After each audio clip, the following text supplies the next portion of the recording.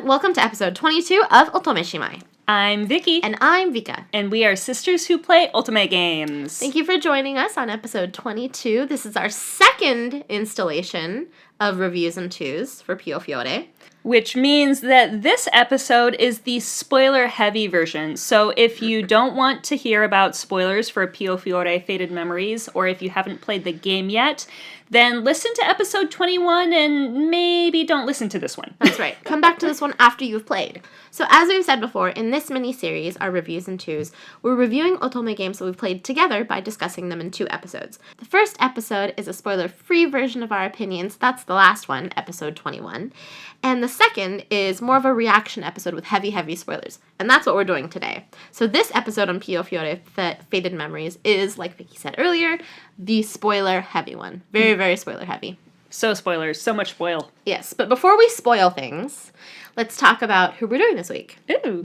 Who are you doing this week, Vki? So I am continuing on with Cupid Parasite, and I am playing Alan from Cupid Parasite, who, interestingly enough, is an incubus.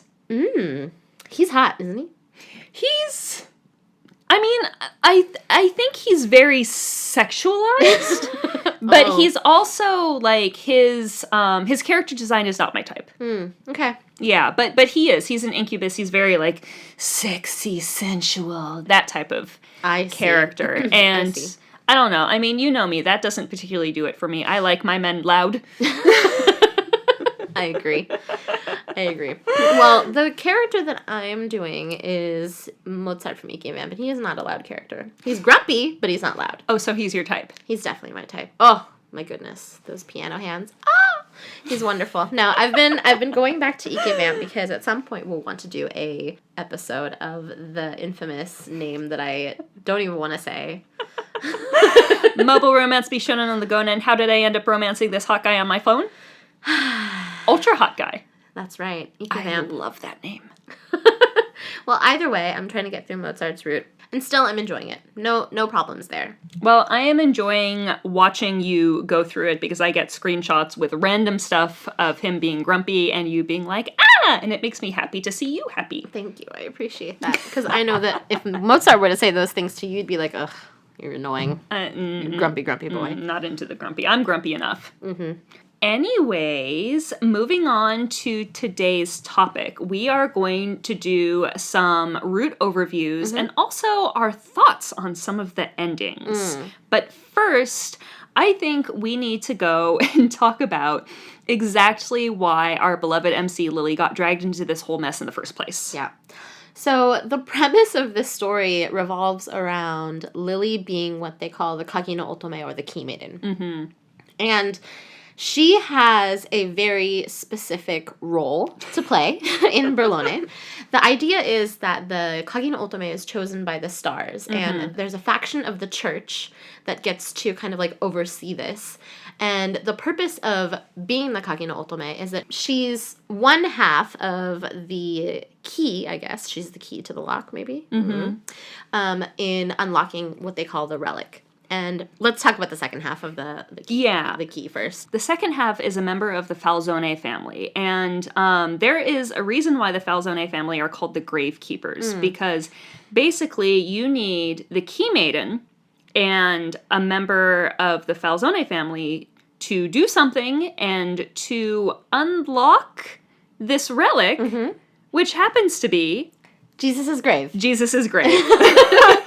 So, as it is told in the legend, Berlone is the place where a member of the Falzone family had brought Jesus' body after he died, and the church actually protects that. It's a relic. So, there's this whole legend around the Key Maiden, the Grave Keepers, and that's what Piofiore is about, at least in a very core way. Yeah, it's basically the reason why Lily gets dragged into things, because a member of the church decides that they want to use Lily, the Key Maiden, in order to further their political career, and it kind of brings to the front all of these issues and this legend, and that's why suddenly everyone is after Lily, and Lily is like, oh my god, what the heck's going on? But, so yeah, that poor Lily. Yeah. So, actually, Lily doesn't know she's the Key Maiden at the beginning of any of the routes, but the Falzone family, who are the gravekeepers, they do know. Yeah, they do know. Because their job is to protect her and to protect the relic. Mm-hmm. So why don't we start talking about the first root overview? And that's going to be Dante's root. Yeah, because Dante's root has a lot to do with the legend of the Key Maiden and Lily and all that fun stuff. Yep. But before we start talking about Dante, I know that there's somebody who you really wanted to talk about, Vka. So the beginning of Dante's root doesn't actually start with Dante. Lily actually gets kidnapped by the Falzone, and she spends most of her time with a character called Leo, who is great. Basically, he's her bodyguard while she's living with the Falzone, and Leo is wonderful. He spends time with her, he brings her gifts. He basically is like, I know you're here because you don't want to be here, but I will be here with you, and I will be next to you, and I will be your friend while you're here. And they become really close, and Leo's really lovely, and he takes her to the church sometimes, and I love Leo. He's a great character. You know, we're going to talk about him in sidetrack by side characters, and you'll be able to gush as much as you want. But the fact of the matter is, he is not an ally. So I'm going to stop you. Okay. And we're going to talk about Dante. We'll talk about Dante. Okay. So Dante, the reason why he became the capo of the Falzone is because his dad actually died when he was younger. And we said this in the last episode.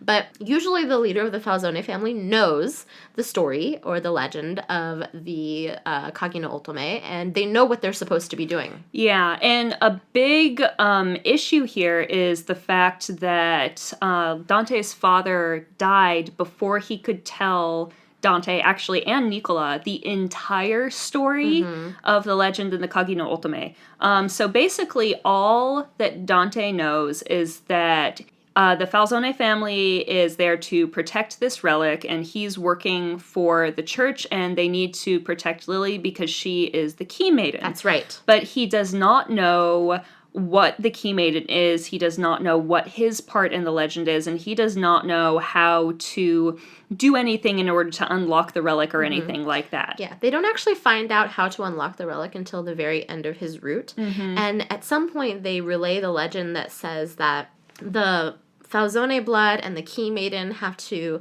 connect, and they have to, like, do something or create something called the Eighth Sacrament. Yeah, and it's great because you find out at the end that the Eighth Sacrament is really Dante's penis. They have to bone. That is what they have to do. Dante and Lily have to have sex, and then they unlock Jesus' grave. It sounds absurd. It sounds absurd, but it is true. This is the plot of this game. That is the plot of this game, literally.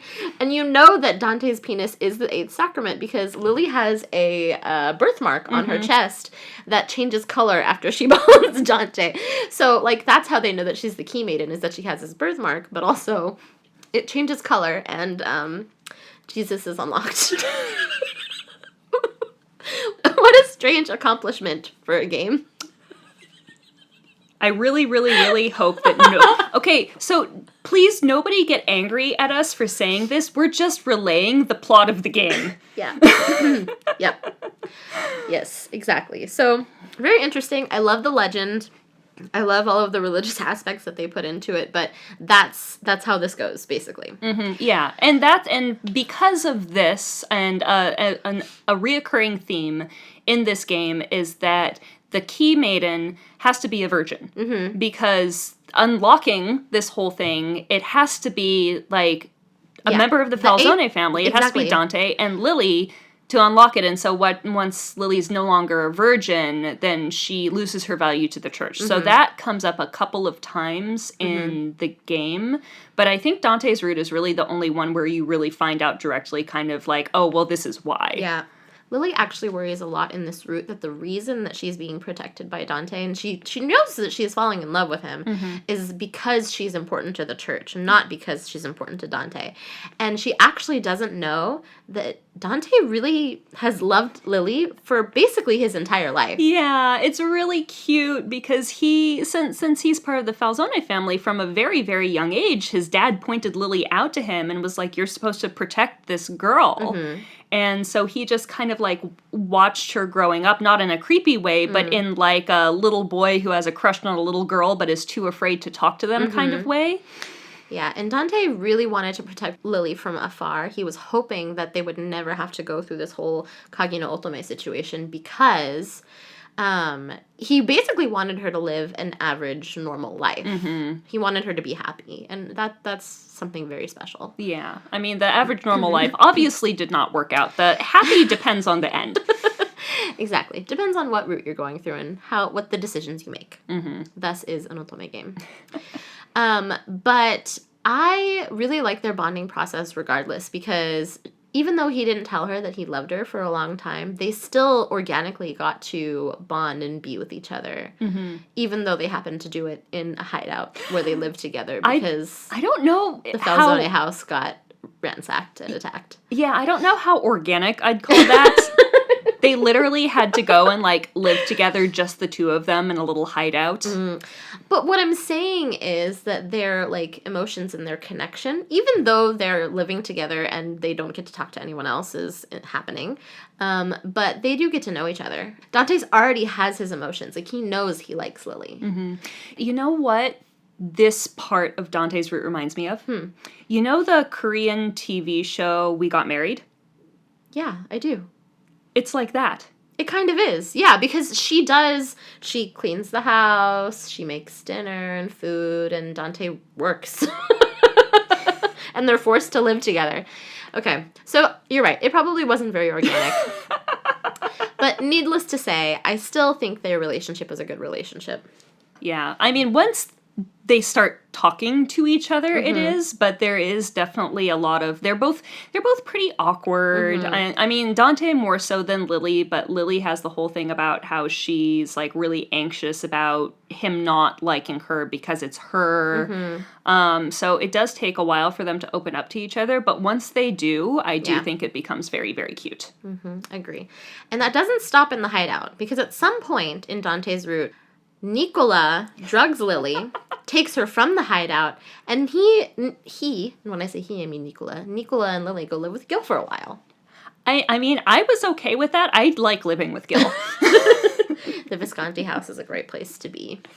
But yeah, the biggest conflict in Dante's route is actually Nicola's betrayal of the Falzone family, because he has his own agenda. He does not want Dante to follow this legend or be part of it. Like, he knows, or he thinks, that it's going to ruin Dante's life, and he's trying to protect him. Yeah. But the way that he goes about it is really just not great, and sometimes ends up with him dead. Yeah. But I think, at least in this route, and this is something we said in the last episode, is that we get to learn a lot about the Kage no Otome plotline. So it's kind of like a clean little package. In their best end, like, they don't even need to use the relic, and they're able to just live happily ever after. But that's their fate. Like, they were fated together. Lily is the one chosen by the stars. Dante has loved Lily for his whole life, and he is a gravekeeper, and it's very clean. Wraps up very prettily. Yeah, it does. So that's Dante's route. Shall we go on to the main antagonist in Dante's route? Well, I don't know if he's the main, but he's the problem. He's one of the biggest problems. Nicola is one of the biggest problems in Dante's route. Nicola is also one of the biggest problems in Nicola's route. Nicola is his own problem, yes.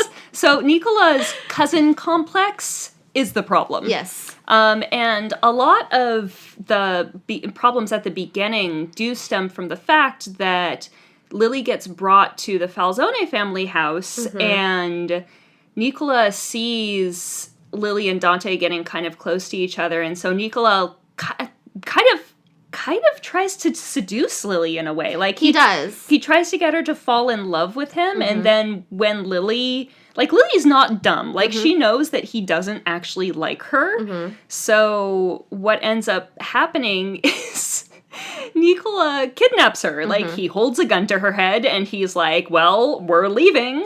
And they go and live with Gil, which, like I said before, I have no complaints about. Like, great place to be. Great place to be. Yeah, they're very friendly there. Yeah, Nicola, I mean, they're very friendly at the Falzone house, too. Yeah, but they don't let her leave. They don't let her leave, yeah. In the Visconti house, they let her kind of do whatever. As long as she's safe. I don't know. In the beginning of Nicola's route, when they're living at the Falzone house, she really does want to get to know people. She wants to get to know Nicola. She wants to get to know Dante, and she tries her best to help out. But Nicola puts her in all kinds of weird situations. Yeah, like he tries to make her uncomfortable because he does not want her there, but the way he does it is really manipulative. Yeah, it is.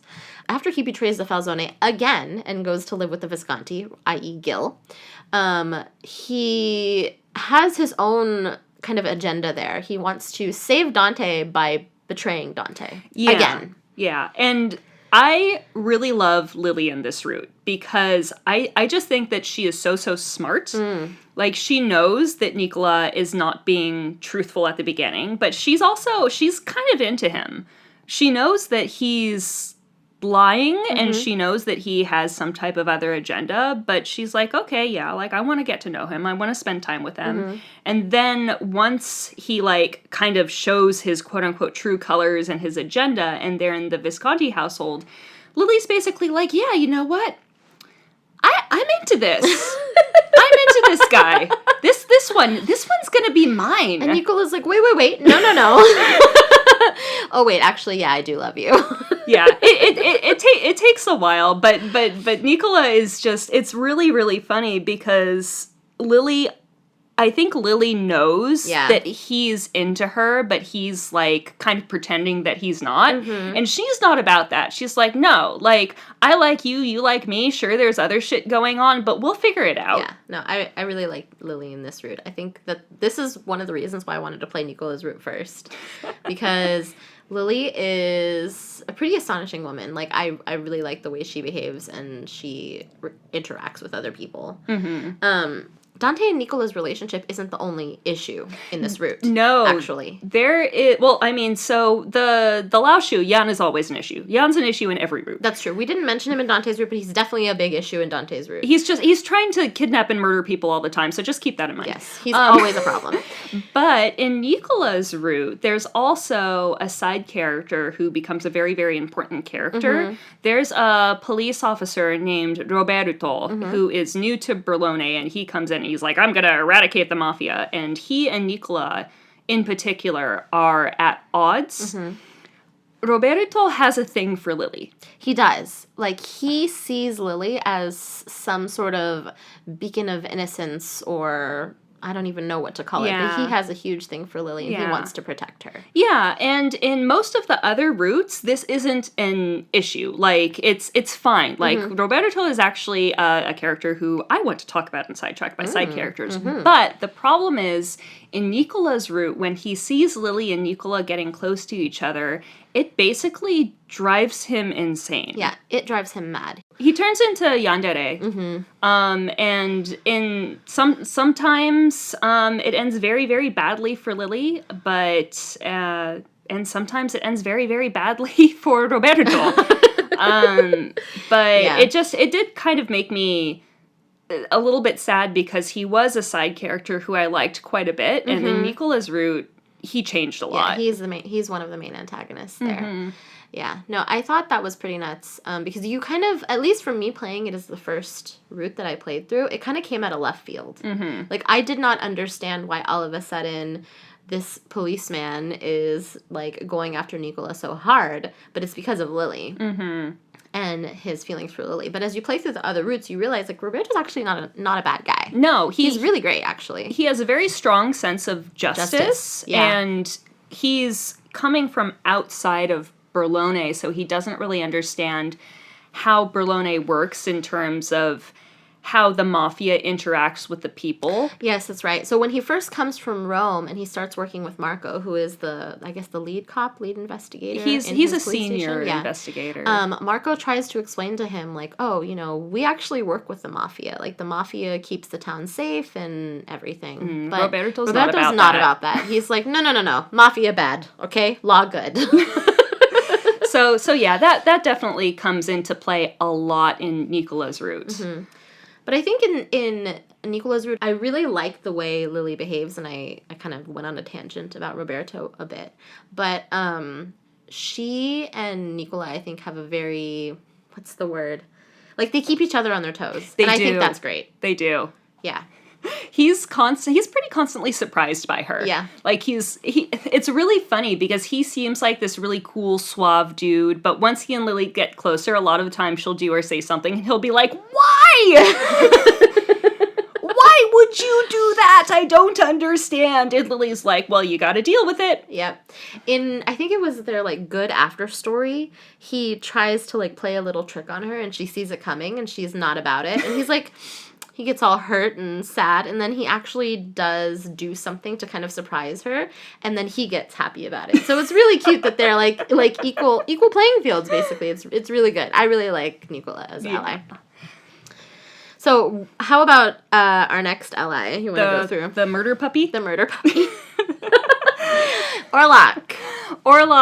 Yeah. Murder puppy for the church. Yes. So Orlok's thing, as we said in our last episode, is that he is a disciple apostle for the church. He's basically an assassin. A highly, highly trained assassin from the time that he was a very small child, which is why his emotional and social growth is so stunted. Yeah. Well, I mean, that's part of it, but also he doesn't have a family, or at least he doesn't think he has a family, and it turns out that the person who is his father is the person that is basically his boss. Basically his boss. Yeah. And so this high-ranking member of the church, Joseph von Roseburg, is the one who kind of, like, leads him on his missions. He trains him throughout his childhood to be the person he is. But he's actually his dad. You know, this guy shouldn't be having children because church. But what actually happens is he becomes Orlok's boss, and Orlok has no idea where he came from. Yeah. He just knows that Joseph von Roseburg is, like, the person who led him into this life. And it's really interesting because Orlok looks up to him as a father figure. Yeah. So, and there's only one end where you actually find out that he is Orlok's father, and I think that really, really, really, really throws Orlok. Yeah, it does. Well, I think you also find out that he's Orlok's father in the true end. But I don't think Orlok finds out. No. But in Orlok's ending, he does find out. And that kind of is a lot of the stemming to his bad ends. But before we talk about his bad ends, we just want to talk a little bit about Orlok and what his purpose is. So the whole apostle thing, this is something we were talking about in the last episode again, is that he has a role. And his role, given by the church, is to, one, make sure that the Falzone fulfills their role as the gravekeepers, and two, ensure that they keep Lily safe. Not necessarily Lily, but the Kagi no Otomate. Right? So he gets these orders from the church, and in this route, I thought it was kind of strange, because in every route, they kind of work together with the Falzone, but in Orlok's route and in Jan's route, like, for some reason, Joseph von Roseburg goes haywire and decides that he wants to, like, take apart the Falzone. So, basically, only a few people in the church know how to unlock the relic. Very, very, very few people. Joseph von Roseburg? Yeah, the guy. He does not know. He just knows that you need the key maiden to do it. And so he thinks that he needs to get the key maiden, but since the Falzone family protects the key maiden, he needs the Falzone family out of the way. So... Yeah, because he wants to have Berlone under his control. He is up for being the next pope. And so he wants the power that he thinks Lily has. Yeah. Even though on her own, Lily doesn't actually have power. Right. She's only half of the key, right? But yeah, he decides that he wants to work with the Lao Shu, who is not Italian, not part of the Berlone Mafia originally, because he's got his own agenda for sure. And the Lao Shu will basically do anything for money. That's right, regardless of what the ask is. Yeah. Little tangent there, but that is why Orlok ends up working with the Lao Shu, and so what happens is that Orlok and Lily live with the Lao Shu at the beginning of Orlok's route. Yeah, at the beginning of Orlok's route, they spend all of their time in the Lao Shu base. Which is really Which I thought weird. was very strange. So basically, like, you get to eat a lot of Chinese food. They get to meet the twins, Fei and Jan, and just become a constant annoyance to Jan. Yeah. They don't stay there for very long. They don't. Well, because at some point, Jan realizes, this girl's actually kind of important. I don't need to be a like doing this for the church. I can do whatever I want to do. And then Orlok is like, okay, there's bad juju here. We need to leave. And so they go and stay in a one-room hovel in the middle of nowhere. Yeah, so not only with Dante does she get to live in a hideout and be in close quarters with only one person, but she gets to do this with Orlok, too. Yeah, it's like we got married, except in a teeny tiny shack with, like, no bed. Exactly. Yeah, sad situation. But yeah, they do get to bond and, you know, become closer in that way as well. Yeah. One big thing about Orlok that's definitely very different from the other allies is that Orlok has, like, he doesn't know what romance is. He doesn't understand his feelings for Lily. Lily actually at one point even thinks to herself, because Orlok says that he likes her, and Lily realizes, oh, when he says that, he means it like a child's kind of like. Yeah. Because he doesn't understand this. Even in the after stories and his best end, I don't think he really understands the feelings that he has for Lily. Yeah, it's very pure. It is very pure. I did really like their ending, though. It's cute. It's very cute. It's very wholesome because they get to live happily ever after under the protection of the church. After everyone else dies. Everyone else is dead, but, like, she's safe with him at the church. Really cute. Anyways, you want to talk about someone who isn't wholesome? Jan? Jan. Our trash bag man? Our sexy trash bag? Man. Sexy trash bag. Murder, drugs, human trafficking. Oh, my. You'll die a lot in Jan's route. I think out of all of the routes, Jan's route is the one that has the most, like, short bad ends, where Lily just falls down a flight of stairs and breaks her neck, or gets stabbed by someone, or just gets attacked by a random high person, or, just all sorts of you death. die a lot. A lot. Like, you die in other routes as well, but in Jan's, you're constantly in danger. Yeah. Oh, did I mention that he traffics drugs and humans, too? Yeah, a lot of bad things going on with Jan. But somehow you end up staying there because of Orlok again. But yeah, you die a lot. So does everyone else, to be honest. A lot of people die in Jan's route. A lot of people die in this game in general. Yeah. Yeah, there's really, I don't want to say romance. I mean, there's a lot of sexy stuff in it. Yeah, there's a lot of sex in this game, but there really isn't a lot of romance because... In the route, yeah. Yeah, and kind of like Orlok, actually, Jan doesn't really understand feelings, but it's in a very different way from Orlok. Jan, I mean, and we said this in the last episode, Jan's two emotions are bored and not bored, and sex makes him not bored. Yeah. So basically, Lily living with Jan is because of Orlok, and Dante is trying to get her back because, you know, he knows why he needs her. Jan doesn't really know why he needs her, but, you know, he's there because church and money. So basically he just goes about his business doing his murder and drugs and human trafficking stuff. Like, nobody's business. Like, he even takes her on business trips, basically. Yeah. There's this one point where they get on a ship because the Li Huanghui is trafficking women out of Berlone. And they are on this ship to do some exchange. Dante and Gil find out. Dante's like, we have to destroy Jan. And what ends up happening is the boat blows up. Do you want to go over how the boat blows up? Yeah, sure. Gil shoots it with a missile. I mean, we said this in the last episode, too. Gil is the type of man to bring a cannon to a gunfight. In this case, he brings a missile. And blows up the ship that Lily and Jan are on. Yes. Well, fortunately, Lily gets saved, and everyone gets back to Veleno safely. Veleno is the place where Jan's base is. The Lao Shu lives. And it kind of derails from there. There's not a lot of plot. There's not a lot of story relating to the Key Maiden. Oh, no, not at all. It actually completely diverges because she's just kind of living there with him, and she doesn't want to go back to the church. I feel like she's got Stockholm Syndrome at this point. Yeah. And there's this point in the game where he's like, okay, well, you know, you're here, I'm here, you do whatever you want. But she wants to stay.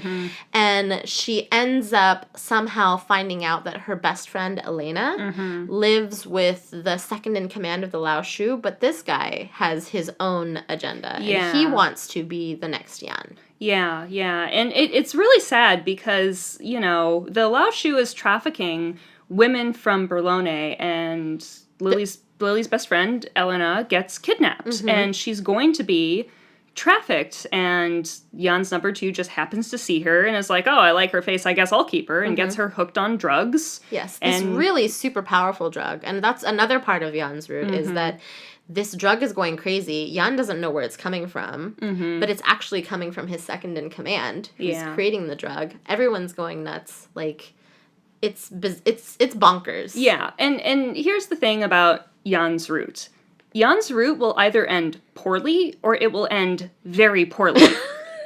Like, it's amazing because there is a best end, there is a good end, and then there is a tragic end. And the best end is, I mean, okay, and then in the good end, Jan dies, and then in the tragic end, Lily dies. I don't know what's good about the good end, but, you know, whatever floats your boat. Or sinks your boat, like Gil's missile. Let's talk about Gil. I don't think there's too much to say about Jan's route. It was very sexy, but not full of much romance, not full of much plot. I will say it was super exciting. Yeah, because there was a lot going on. Yeah, and also there are a lot of times where I respect Lily a lot, but in this route... Stockholm Syndrome? Stockholm Syndrome. There's really nothing she can do. She's stuck. And she has no help. So, I don't know. I think, at least in their best end, it's the best situation it could have been for her. I mean, to be honest, the best situation would have been her leaving him and him not being part of the picture. But I digress. Let's talk about Gil! Let's talk about Gil. Gil's route is actually the closest ending to the true end. Yeah, so and it's interesting because in order to do the true end, you're literally in Gil's route for 5 chapters. Exactly. So the way that you end up with Gil is that it starts out where you're in a shootout, because, you know, guns and mafia. You're in a shootout in the church between the Lao Shu and the Falzone. Orlok's there too. Yes, Orlok is also there too. And what happens is Lily escapes because she knows that they're after her for some reason. But she runs away because, you know, why wouldn't you? She's got no shoes on. She's running and she ends up in... Creta. Yep. She ends up in Creta. And she runs into Gil. And Gil's like, oh, my fair maiden, what are you doing about with no shoes? You seem to be in distress. And Lily's like, yeah, I am in distress. I'm about to be kidnapped or murdered, or I'm in danger. And he's like, why don't you come live with me? And Lily's like, okay. And he's like, okay. And he's like, you are going to be my honored guest now. He has no idea why. Yeah, like she shows up, and she's like, the Falzone family and these, like, Chinese people are trying to kidnap me, and they're guns, and they're shooting, and Gil's like, cool, you want to come stay in my guest room? Yeah, and she's like, well, okay, this is the best option I've got. Because I think she's just in flight mode. Like, she's gotta go. No, she ran halfway across town in her nightgown and barefoot, and he rescues her. And the thing is, like, in this type of game, if this situation happens, you would be very, very suspicious because a lot of bad things happen in this game. But no, he takes her to his home, he puts her in a guest room, he gives her a change of clothes, and he's like, you know what? Relax, chill, you're safe here. I will protect you. We will deal with it in the morning. And they do. It's so great. Oh, I love Gil. Oh, I love Gil so much. But besides that, and besides the issue with, like, the legend? Yeah, with the legend, and with Jan, and with all of that, that actually isn't the main overall issue. Yeah. In Gil's route. So, with the other routes, barring Jan's route, because you don't learn much about the Kage no Otome, in Gil's route, there's an added layer of him being framed for counterfeiting the American dollar in Berlone. Yeah. And distributing it. So, he knows he doesn't do that. His lawyer knows he doesn't do that. And Lily is like, okay, well, I believe you. Yeah, because and this is something I love about Gil. He explains it to her. He's like, it would be bad for me if I were counterfeiting the American dollar because it would devalue the money that's being distributed in Berlone, and I want the people of Berlone to prosper because that will make me prosper. And he sits her down and he talks to her about it, and it's wonderful because allies don't do that. Yeah, he does a pretty good job, to be honest, and I was convinced, that's for sure. But it turns out that it's not him counterfeiting, just like he says. She believes him. He is telling the truth. So the whole plotline is revolving around him being framed, and all of the Mafia end up coming together, and they're like, okay, we really need to put aside everything else right now because this is really, really, really bad for the town. But the police are really going after Gil hard. Yeah. And it's not the police in Berlone, because the police in Berlone actually work with the Mafia. It's the police from Rome. Yeah. So the police from Rome come in and they arrest Gil, and they end up doing horrible things to Gil when he's in custody. And he's in custody multiple times in this route. Yeah. Like, they take him to jail. His lawyer, Oliver! Oliver's a great character. Oliver gets him out. They take him back in again. And they're at this point where he has to go to trial. And during that time where he has to go to trial, the church comes in and they say, you have to figure it out. Like, I don't care what you do. If you did it or you didn't do it, like, you have to figure this out because the relic needs to stay in Berlone. Yeah. We cannot have it under, like, Italian control, Italian military control. And so basically they're on a timeline. So this is why they end up working together, right? They go and they try to figure out who's counterfeiting the money, who's doing all this stuff, and they actually link it to the casino. Yeah. And we'll talk a little bit more about the casino and why exactly the casino is working against the Berlone Mafia in just a minute. Yeah. But in Gil's good ending, at least, like, they figure out who done it. Who done it got arrested.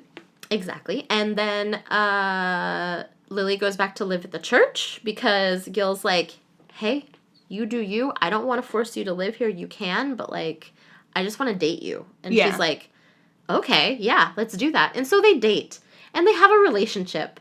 And it's so fucking honest. Literally, this is one of the best love stories I've seen in an Otome game, because there's no Stockholm Syndrome, there's no forcing. He just tells her how he feels. He waits for her to figure out how she feels, and then lets her tell him how she feels. And then he doesn't force her to live with him. She goes back to her home, and he goes and picks her up and goes on dates. They actually get to date. This is the only route in the game where Lily goes on a date.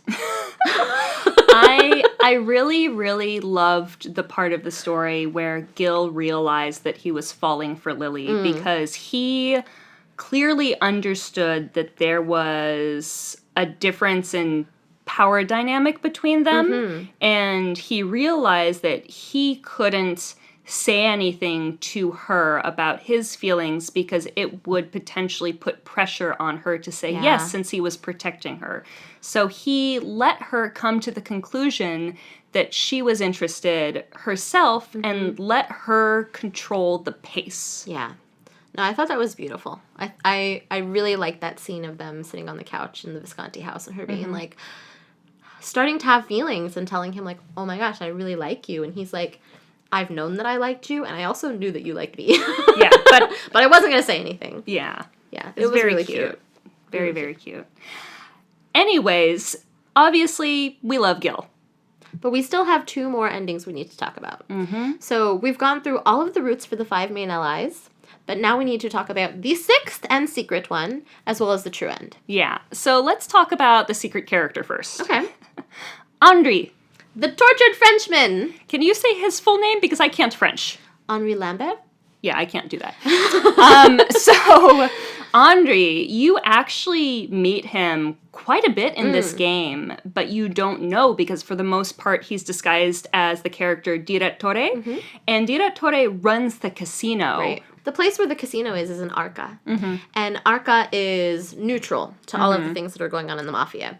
So all of the Mafia bosses, they go to the casino, and the Direttore is in on it, basically, and he lets them use the casino for their Mafia purposes, and it's a neutral ground. Yeah, but... This Direttore... Yeah, what they don't know is that Henri is actually the younger brother of the previous Key Maiden. And the previous Key Maiden died when she and Henri were in the care of the Falzone family 20 or so years ago.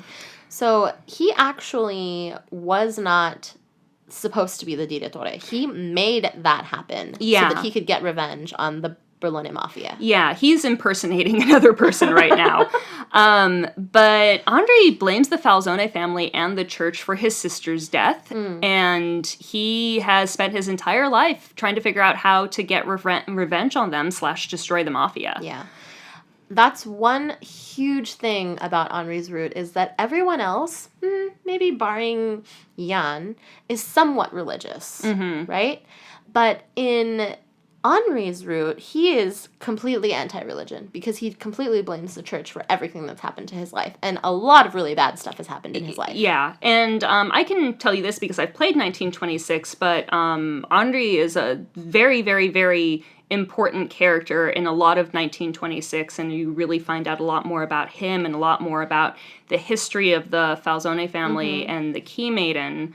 And it's really sad. Yeah. It's really, really sad. Yeah, even in this game, when you get to find out about, his relationship with his sister and why he's doing the things that he's doing, it's terrible. Like, he has nightmares every night. I feel so bad for this. He really is the tortured Frenchman. He is.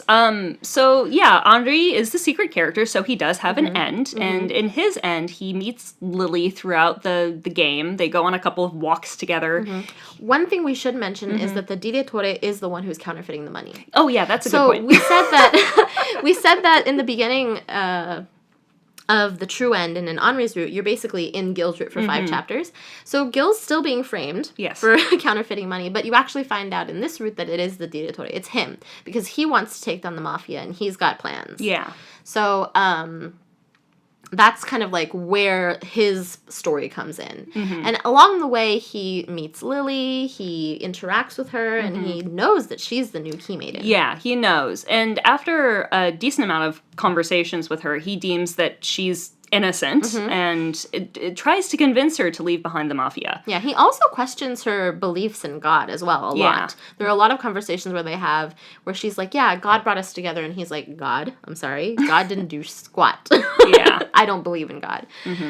But she latches on to him very deeply. Like, he is very damaged and very, very troubled. It's literally the I want to fix the broken man trope.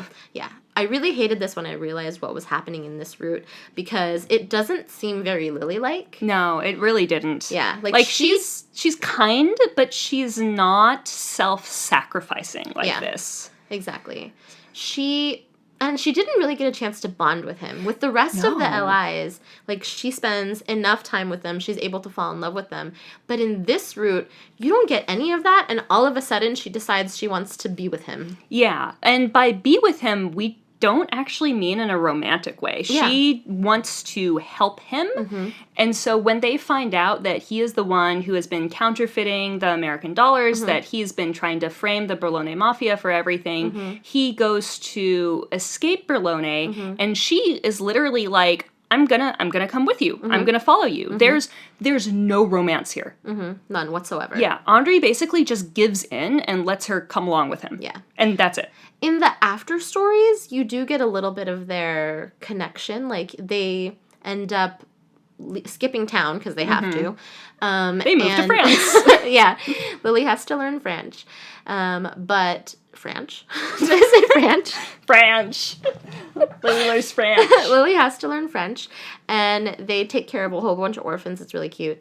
But he has this whole thing about touching. Like, he does not feel that he deserves her touch. He doesn't like being touched. He does not like being touched. So they hold hands, I think, at some point in one of the good ends or one of the after ends, and that's all the romance you get. Yeah. So I'm sure there's going to be more with Henri in 1926, so I'm looking forward to that. But in this route, it really threw me for a loop how Lily reacted and how the ending went. But you do get the whole picture. Yeah, that's true. And the true end, interestingly enough, is actually very similar to Gil's route. In the true end, everyone bands together to defeat Henri/Direttore, and he blows up the casino, dying in the process. But what ends up happening is that it's, instead of, like, Lily falling in love with someone and going and being with them, she just goes and lives at the church again, and now she has more friends. Mm-hmm. Yeah. It's really cute, actually. So there's a point in the game, maybe around chapter 5, I can't remember exactly what it was, but she has to decide whether she wants to go back to live with the Visconti, and then you end up in Gil's route, and she falls in love with Gil, or you go back to the church, and then the church becomes the hub for where all of the meetings are taking place, when the Mafia comes, because at some point they find out they can't go to the casino anymore, because the Direttore is the one who's causing all of these problems. And he's in charge of the casino. Yeah. So they go to the church, they have all these meetings, and everyone comes and goes, like, here and there to check on Lily, to have conversations with her, and they all kind of, in their own way, bond and become friends, or, like, build some sort of, like, relationship with her, but there's no real romance in the true end, which I thought was really nice. Like, I felt really good about that. Not only that, but in the true end, Lily has a huge part in solving the problems. Like, her opinion's taken into consideration. She helps them make a lot of decisions. She finds out information. Now that we've talked about all of the roots in detail, let's go over our thoughts on the endings. So first we're going to talk about the best of the best ends. And we agree on this. The best of the best ends is Gil. Gil. End of story. Yeah. His best end, he gets, absolved of all of the crimes that he's being framed against, and they live happily ever after. Like, there's really nothing wrong with Gil's end. Yeah, it's great. Well, they fall in love, they have a great relationship. I cannot complain about Gil's ending. Well, Nicola's dead. That is sad, isn't it? We'll talk about that in a second. But yeah, best of the best ends, Gil's. Yes. Worst of the worst ends? Worst of the worst ends. Do you want to go first? For me, the worst of the worst ends is Orlok's route. Because throughout all of the routes, I feel like I understand Dante a little bit better. But in Orlok's route, he basically kidnaps Lily. Orlok comes to save her, and then he cuts Orlok's Achilles' heel so he can't walk. And he keeps Lily as a prisoner for the rest of her life, or at least for the rest of the time she's useful. And it is implied that he forces her to engage in the Eighth Sacrament. So that's pretty fucked up. I really hated that ending. It made me feel terrible. Yeah. What about for you? So mine, I'll definitely have to go with the infamous one, which is Jan's worst end, Jan's tragic end. And in that one, the Falzone family kidnap Lily, and so she's at their house, and Jan comes to save her. And basically, it was a trap, and they were expecting it, and so they're fighting, and everyone else gets killed, and Jan realized that he's been pushed into a corner. And Jan kind of asks Lily, do you want me to live? Like, would you try to save me? And she's like, yeah. And so he, grabs her. He shoves her towards Dante, who is trying to shoot Jan. And then Jan stabs his sword through Lily into Dante, killing them both. Yeah, that's pretty bad. And then he escapes. That's pretty bad. And murders a prostitute in the after end, but there's that. Yeah, no, I think that's also bad. Well, for me, since Lily didn't die and she endured torture, that's kind of the worst, but I understand the dying because your boyfriend basically had no other choice but to kill you. I mean, he could have just, died or gotten captured himself, but instead he's like, nah, I'm gonna stab my girlfriend. Yeah, no, it's pretty messed up. We do have a special mention. Best of the worst ends. Ah, yes, okay. So this ending made me laugh really hard because it's really not a bad end. It's better than some of the good ends. It is better than some of the good ends. Lily stays alive, Gil stays alive, nobody's in prison, and they just have to live their lives. Yeah. So in Gil's tragic end, basically what happens is he gets convicted of the counterfeiting, and the Visconti breaks him out of prison. He realizes that he has to flee the country. And he realizes that he can't flee the country with Lily because it will put her in danger. That's right. And so they have a very sad parting. Yeah, she really wants to go with him. Yeah. She tries to go with him twice. She does. And even Oliver's like, okay, I will help you so that you can go. And Gil's like, no, can do. Danger, too much danger. But yeah, it's true. They're both alive. They're both relatively safe. Lily goes back to the church. Gil goes off into, I don't know where land, because he's on the run. But it also leaves it open, because Gil basically says, like, as soon as things get resolved, I can come back and get you. Yeah. So that's not really a tragic end. It's really not that bad. It was better than some of the good ends, I'll be honest. Yeah. So, Vka, what are your final thoughts about Piofiore? Like I said in the last episode, I really like Piofiore. I think it's a great game. It's really interesting. Also, the whole plotline of Henri really did it in for me, because it was just more on top of all of the really cool and interesting things that were already happening. So, I don't know. I'm really excited to see what happens in the sequel. What about you? Nicola dies a lot. That's your final thought? That is my final thought. Nicola dies a lot in this game. Yeah. Like, and in some of the routes, he dies really early, too. Yeah. Agree. Nicola does die a lot. So I'll be really sad when I play 1926 and he's not there in some cases. Oh, the beginning of 1926 is, in each route, is literally a recap of who is dead and who is not. Yeah, well, I'm definitely looking forward to it. I would say overall we enjoyed this game, and all of the twists and turns and all of the secret things made it that much better. Yes. Yeah. So, let's sign off, shall we? Shall we? Thanks for joining us on our very spoiler-heavy episode of Reviews and Twos, Piofiore, Fates, something or other. Faded memories. Faded memories. If you like what you hear and would like to support us, we have a Buy Me a Coffee account where you can donate to us, keeping the podcast going. We also have a Twitter and Instagram where you can stay updated on what we're up to and other cool Otomate-related stuff. Thanks, everyone, for listening. Bye!